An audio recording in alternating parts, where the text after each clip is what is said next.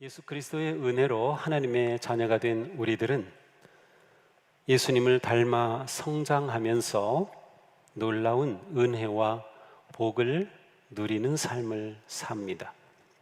특별히 에베소서는 처음부터 성도들이 누리는 그러한 복이 무엇인지, 하나님의 자녀로 어떠한 복을 누리는지를 아주 자세하게 말씀하고 있습니다. 전부 한 10가지도 넘는데요, 요약적으로 보면 우리는 이미 창세전에 하나님으로부터 선택을 받았습니다. 또 우리는 그리스도 안에서 완전히 죄 사함을 받았습니다. 그래서 우리는 모두 언약의 상속자가 됩니다. 또한 우리는 새 생명을 가지고 선한 일을 합니다. 우리는 하나님의 작품입니다. 우리는 그리스도와 연합하여 하나가 되었습니다. 우리는 성령 안에서 하나님께 나아갈 수 있습니다. 우리는 성령님이 거하시는 하나님의 성전이며 거룩한 처소가 되었습니다. 성령님은 언제나 우리 안에 거하시며 우리 안에는 주님의 능력이 있습니다. 이 얼마나 놀라운 일입니까? 하나님께서 예수 그리스도 안에서 우리에게 주신 이 큰 은혜, 이 삶, 이것은 이 세상의 그 무엇과도 비교할 수 없는 너무도 소중한 것입니다. 하나님은 이 모든 것을 우리에게 거저 은혜로 선물로 주셨습니다. 이렇게 우리는 하나님의 사랑 안에서 살며 빛 가운데 살도록 부름을 받은 성도들입니다. 그런데 바울은 우리가 예수 그리스도 안에서 누리는 이와 같은 영적인 은혜와 복에 만족한 채 우리가 계속해서 예수 그리스도를 닮아 성숙하지 못하거나 오히려 믿음이 퇴보할까 우려하고 있습니다. 이 우려 가운데 사도 바울은 아주 귀한 권고를 합니다. 그것은 기도하라는 것입니다. 기도하라. 같이 한번 읽어보겠습니다. 모든 기도와 간구로 언제나 성령 안에서 기도하십시오. 이것을 위하여 늘 깨어서 끝까지 참으면서 모든 성도를 위하여 간구하십시오. 아멘. 자, 사도 바울은 우리가 멈추지 않고 그리스도를 온전히 닮아가도록 기도의 삶으로 초대하고 있습니다.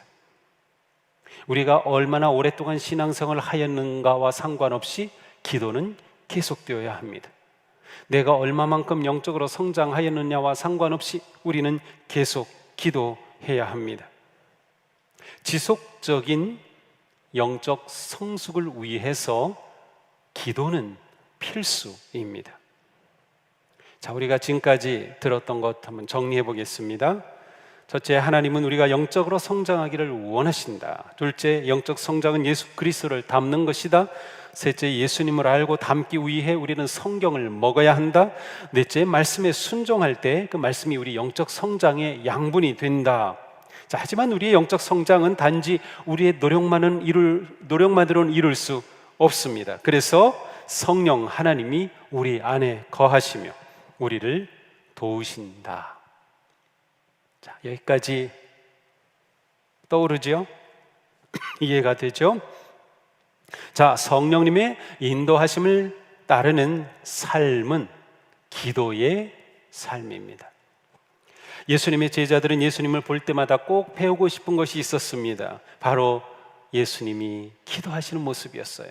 그래서 예수님께 요청하죠. 우리에게 기도를 가르쳐 주옵소서. 이때 예수님이 가르쳐 주신 기도가 바로 주님의 기도, 주기도문입니다. 제자들이 볼 때 예수님은 기도하시는 주님이었습니다. 그들은 무엇보다 주님처럼 기도하기를 원하였습니다.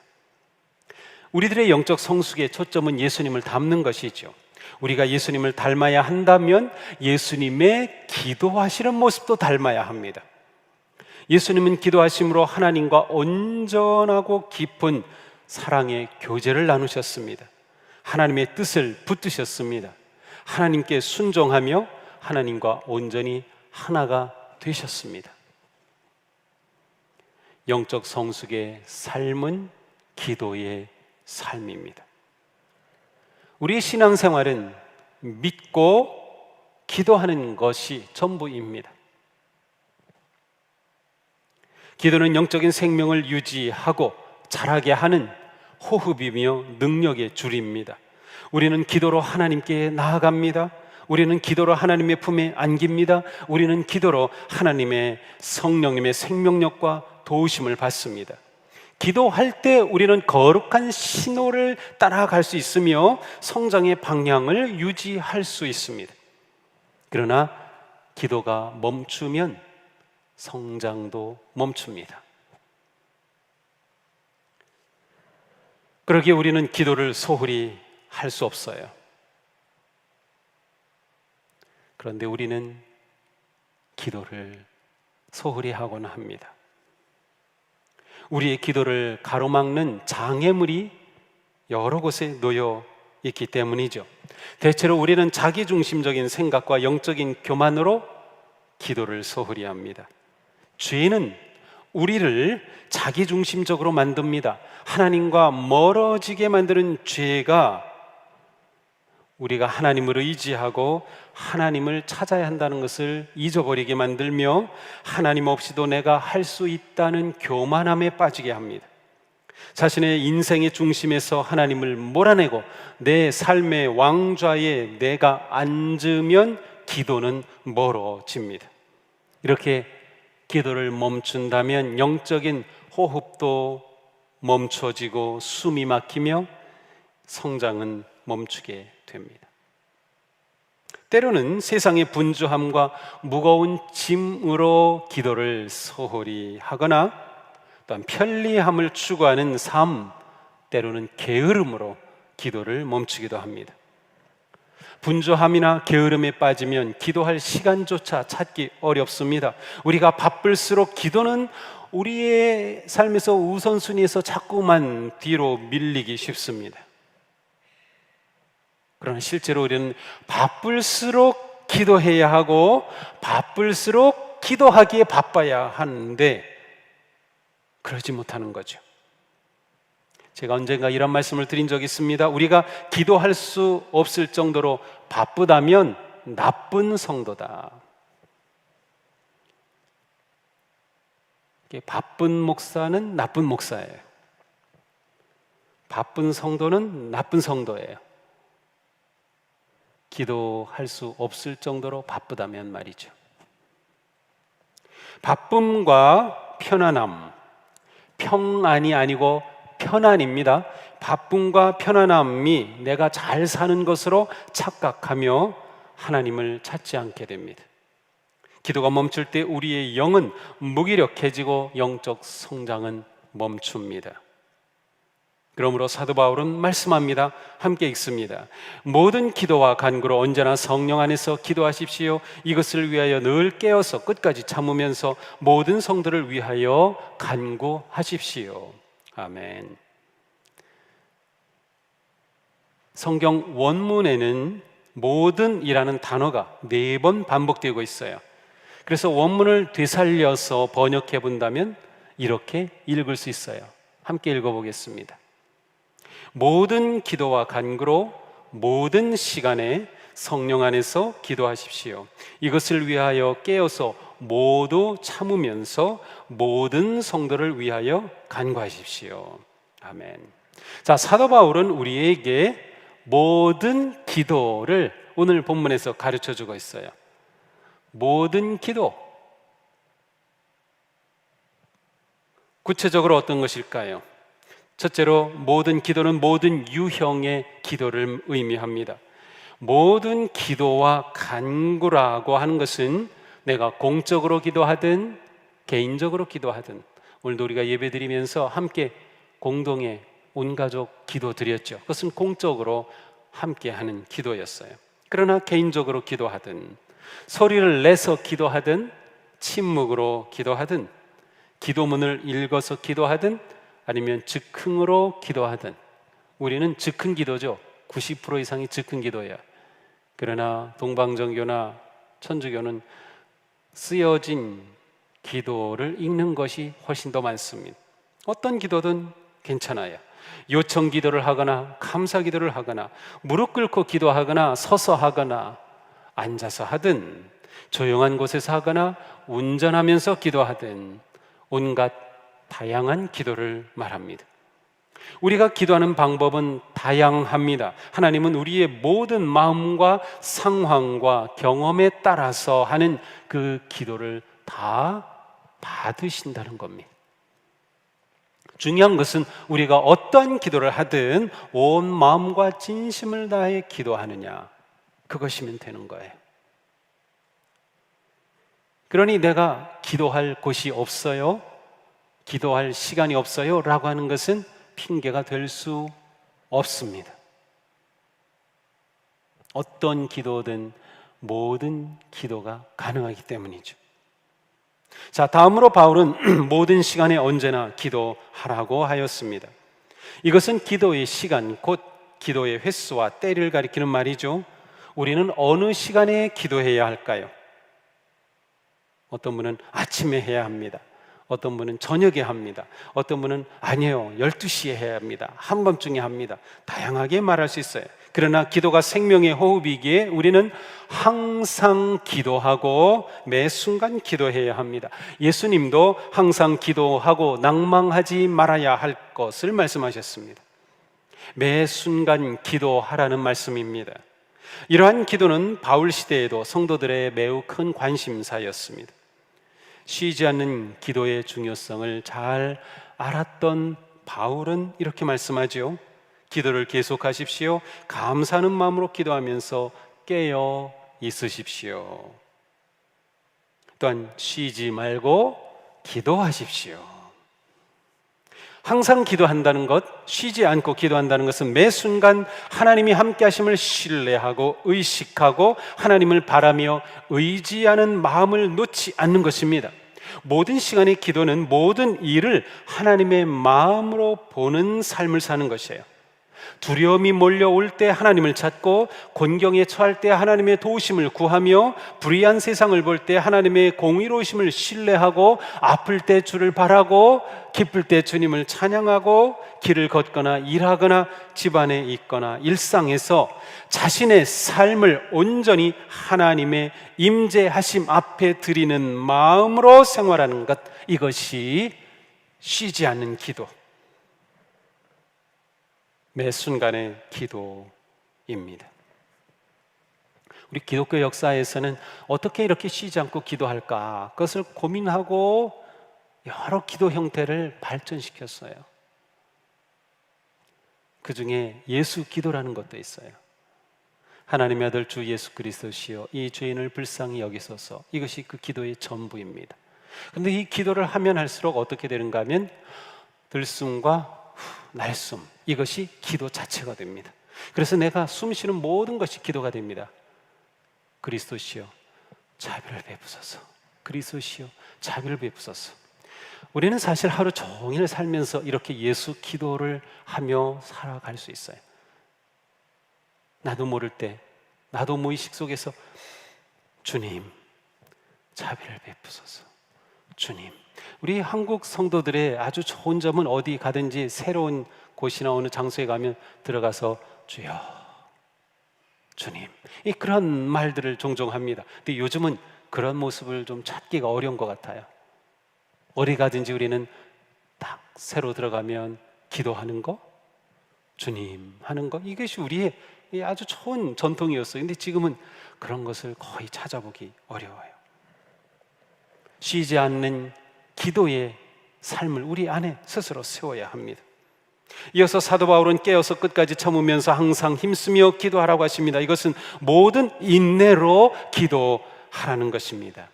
인내의 기도란 끝까지 목적에 초점에 집중하며 포기하지 않는 기도입니다.